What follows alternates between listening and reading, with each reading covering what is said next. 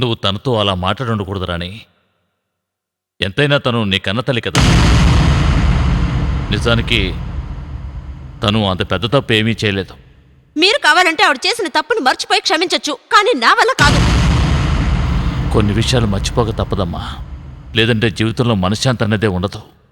నువ్వు రాజును కూడా మర్చిపోవాలి. ఇప్పుడు నా మనసులో రాజు లేడు నాన్న. అబద్ధం. ఇప్పటికీ నీ మనసులో ఉన్నది రాజు మాత్రమే. నువ్వు అతన్ని ఎంతగా ప్రేమిస్తున్నావో ఇప్పుడేగా నీకు అర్థమైంది.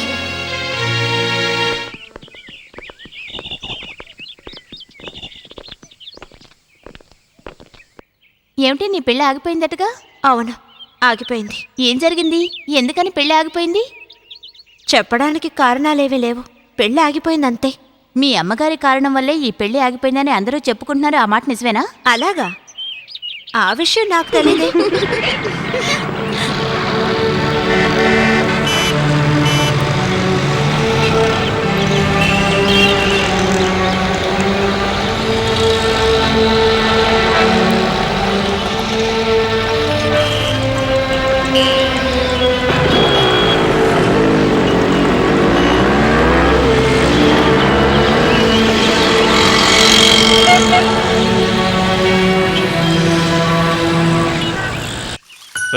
అలా చూడు, చెట్లు ఎలా ఎండిపోయాయో.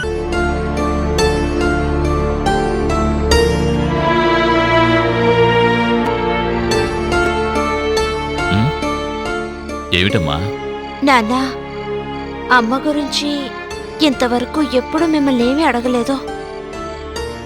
కానీ ఇప్పుడు నాకు కొన్ని విషయాలు తెలియాలి నాన్న. నువ్వు ఏ విషయాలు తెలుసుకోవాలమ్మా? ఏ కారణంతో అమ్మ మనల్ని వదిలేసి వెళ్ళిపోయింది? అతనితో కలిసి బతకాలి అనే ఉద్దేశంతో వెళ్ళిపోయిందా, లేక వేరే ఏదైనా కారణం ఉందా? ఈ విషయం నువ్వు మీ అమ్మని అడగలేదా? లేదు, నేనేదైతే అడగాలనుకున్నానో అది అడిగి వచ్చేశాను. ఒకవేళ నేను ఆవిడని అడిగినా ఆవిడ నిజమే చెప్తుందని ఏంటి ఖచ్చితం? మంచి పేరు తెచ్చుకోవడం కోసం ఆవిడ నాతో ఏమైనా చెప్తుంది. ఎదుటి వాళ్ళ దగ్గర మంచి పేరు తెచ్చుకోవడం కోసం మీ అమ్మ ఎప్పుడు అబద్ధాలు చెప్పదు. తను చాలా స్ట్రైట్ ఫార్వర్డ్. మీ అమ్మ గురించి నీకు తెలియదమ్మా. అమ్మ మీద ఎంతో మంచి అభిప్రాయం ఉన్న మీరు ఎలా ఆవిడికి దూరం అయ్యారో? విధమ్మా, అంతకు మించి నేను ఇంకేమీ చెప్పలేను. నాన్న, మీరేదో దాస్తున్నారు. ఒకవేళ నా దగ్గర అమ్మ మంచిదని నిరూపించడం కోసమా?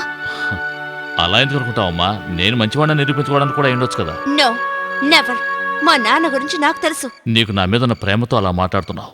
ఒకవేళ ఇరువైపులా తప్పుండొచ్చు. మరైతే ఎలా మీరు విడిపోయారో? అసలు తప్పు ఎవరిది నాన్న? మంచేదో చెడేదో తెలుసుకునే స్థితిలో నేను లేనమ్మా. అంతా విన్న తర్వాత ఏది మంచి ఏది చెడో నువ్వే నిర్ణయించుకో. ఏం జరిగిందో చెప్పండి నాన్న. సుధా వాళ్ళ నాన్నే నా గురువు. ఆయనకి మీ అమ్మ ఒక్కగానొక్క కూతురు. అయినా తన భార్య చనిపోయినా ఇంకొక పెళ్లి చేసుకోకుండా కన్నకూతురే సర్వస్వం అనుకున్నారు. నువ్వు నాకెలాగో ఆయనకి మీ అమ్మంటే అంత ప్రాణం.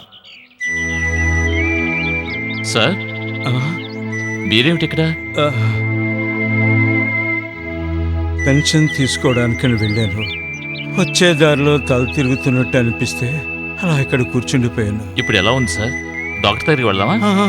అదేం వద్దు, ఇప్పుడు కొంచెం పర్వాలేదు. ఎండ ఎక్కువగా ఉండటం వల్ల కాస్త తల తిరుగుతుంది. కూర్చోగానే సరిపోయింది. ఇప్పుడు మీరు ఎక్కడికి వెళ్ళాలి? నేను తీసుకెళ్తాను రండి. ఈ పక్కనే మా ఇల్లు, నేను వెళ్తాను. లేదు సార్, వద్దు. ఇప్పుడు మీరు ఒంటరిగా వెళ్ళటం మంచిది కాదు. నేను మీకు తోడుగా వస్తాను. మీకెందుకులే బాబు శ్రమ. ఇందులో శ్రమే ఉంది సార్. మీరు నన్ను గుర్తుపట్టలేదు అనుకుంటాను. ఆగాగు, ఇప్పుడు గుర్తొచ్చింది. బాలచంద్రవేగా, ప్రతి సంవత్సరం ఫస్ట్ క్లాసులో పాస్ అయ్యే నా స్టూడెంట్ బాలచంద్రవేగా నువ్వు. మీరు ఇంకా గుర్తుపెట్టుకుంటారు అనుకోలేదు. ఎలా మర్చిపోగలను? మీరే కదయ్యా నా ఆస్తి. మరి ఇప్పుడు నువ్వేం చేస్తున్నావు? ఇక్కడ గాంధీ కాలేజీలో ప్రొఫెసర్ అండి. చాలా సంతోషం. తన దగ్గర చదువుకున్న విద్యార్థులు ఒక ఉన్నత స్థాయికి వెళ్ళినప్పుడు ఆ గురువుకి అంతకు మించిన ఆనందం ఇంకేముంటుందయ్యా? సార్ కాస్త మెల్లగా నడవండి. ఆరోగ్యం బాగాలేదు కదా. నా విద్యార్థిని చూసిన ఆనందంలో నా వయసే మర్చిపోయినయ్యా. సుధా కూడా నీలాగే మాట్లాడుతుంది.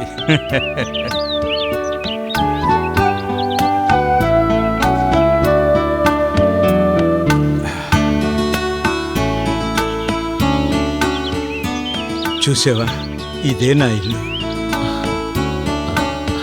ఓకే, నేను వెళ్ళొస్తాను సార్. అరే ఏంటయ్యా అంత తొందర? ఇంత దూరం వచ్చాక ఇంటికి రాకుండా వెళ్తావా? లేదు సార్, వీలు చేసి ఇంకొక రోజు వస్తాను. ఏ ఇప్పుడు రాకూడదా? 10 నిమిషాలు లేటుగా వెళితే మీ ఇంట్లో వాళ్ళు నేను లోపలికి రానివ్వరా? అదేం లేదండి.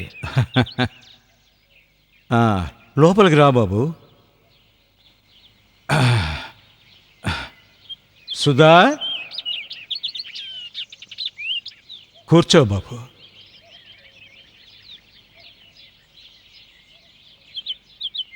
ఏంటి నాన్న ఇంత లేటు?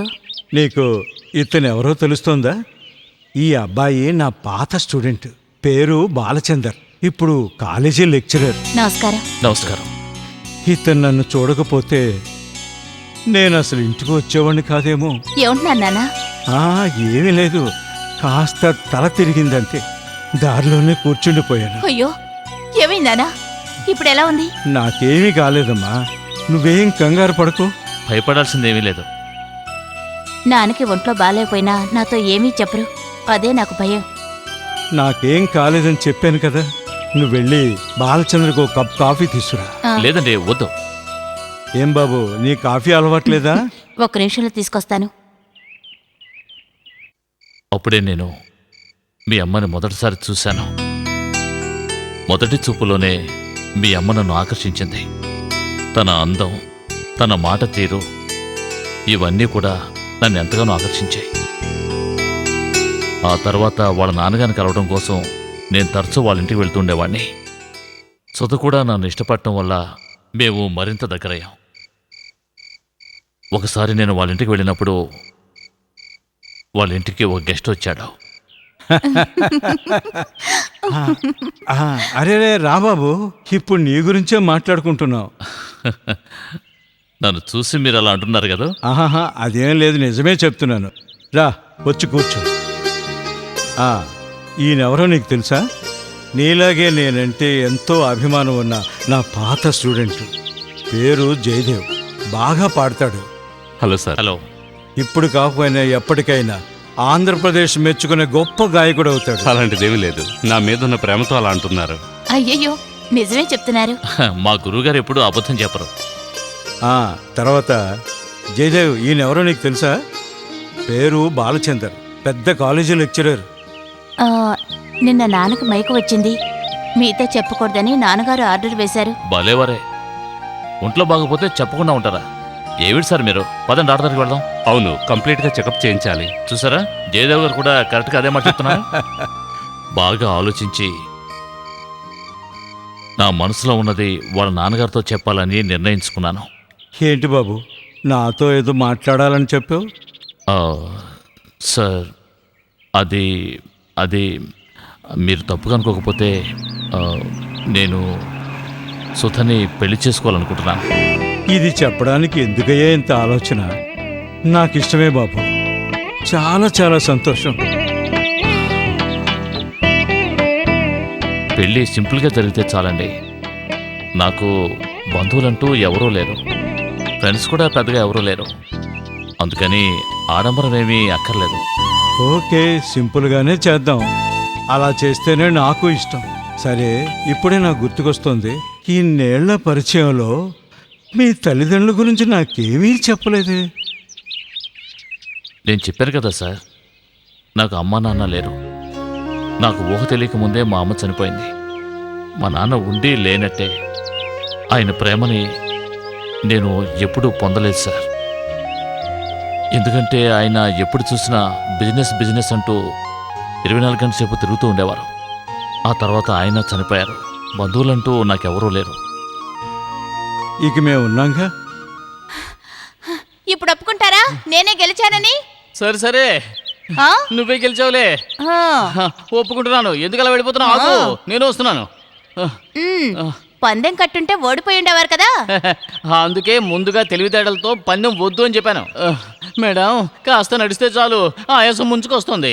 అయితే రండి, మనం డాక్టర్ని కలిసి వెళ్దాం. అమ్మో ఇప్పుడు డాక్టర్ దగ్గరికి వద్దు. నువ్వు డాక్టర్ దగ్గరికి వెళ్ళి పిల్లలేరని చెప్పి ఆయన బుర్ర తింటావు. నాకు ఆయాసం వస్తుందని చెబితే మనకి జీవితంలో పిల్లలే పుట్టరు అని చెబుతాడు. ఆ తర్వాత నువ్వు నా ప్రాణాలు తీస్తావు. అక్కడ చూసావా ఎవరు వస్తున్నారు? వండర్ఫుల్. ఏమిటి వాకింగా? స్లిమ్ అవ్వాలనా? ఆటో ఏమీ దొరకలేదు, అందుకనే నడిచి వస్తున్నాం. డాక్టర్ని చెప్పింటే మీకు కలవాలి కదా. అపాయింట్మెంట్ తీసుకున్నామంటే అపాయింట్మెంట్ లాగానే ఉండాలి. అవునవును, అపాయింట్మెంట్ కీప్ చేయడంలో మీ భార్యాభర్తలకు ఎవరూ సాటిరారు. నిన్న సాయంకాలం నన్ను ఇంటికి రమ్మని చెప్పి మీరిద్దరు ఎస్కేప్ అయిపోయారు కదా.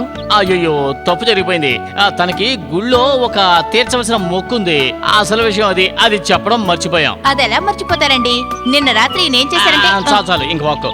ఆయన చాలా పనులు ఉన్నాయి, మీరు వెళ్ళండి.